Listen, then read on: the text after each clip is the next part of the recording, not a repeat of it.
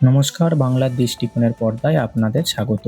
ঐতিহাসিক রাজনৈতিক পরিবর্তনের পর পশ্চিমবঙ্গ বিধানসভায় 2026-27 অর্থবর্ষের প্রথম পূর্ণাঙ্গ বাজেট পেশ করলেন অর্থমন্ত্রী স্বপন দাশগুপ্ত। নতুন সরকারের এই বাজেটে সাধারণ মানুষ, সরকারি কর্মচারী, যুবক-যুবতী এবং মহিলাদের জন্য একাধিক বড় ঘোষণা করা হয়েছে। বাজেট বক্তৃতায় অর্থমন্ত্রী জানান, পূর্ববর্তী সরকারের কাছ থেকে প্রায় 8,55,000 কোটি টাকায় ঋণের বোঝা পাওয়া গেলেও সমস্ত সামাজিক প্রকল্প চালু থাকবে। সরকারের লক্ষ্য, বিকশিত ভারতের অংশ হিসেবে বিকশিত বাংলা গড়ে তোলা। সবচেয়ে বড় ঘোষণাগুলির মধ্যে রয়েছে সরকারি কর্মচারীদের জন্য 20% ডিএর বৃদ্ধি। আগামী 1 অক্টোবর 2026 থেকে নতুন হারে ডিএ কার্যকর হবে। এর ফলে মোট ডিএ বেড়ে দাঁড়াবে 38%। রাজ্যের যুবকদের জন্য বড় সুখবর, সরকার 1 লক্ষ শূন্য পদে নিয়োগের ঘোষণা করেছে। এর মধ্যে 33% পদ মহিলাদের জন্য সংরক্ষিত থাকবে। এছাড়া পুলিশ বিভাগে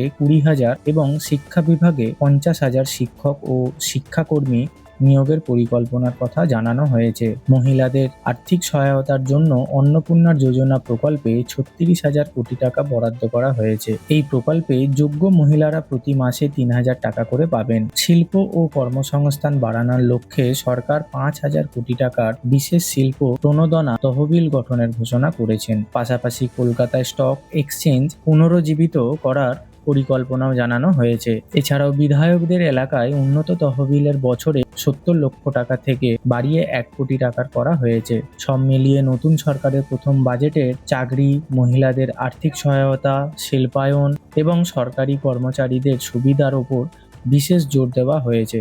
আরও খবরের জন্য সঙ্গে থাকুন বাংলার দৃষ্টিকোণের সঙ্গে।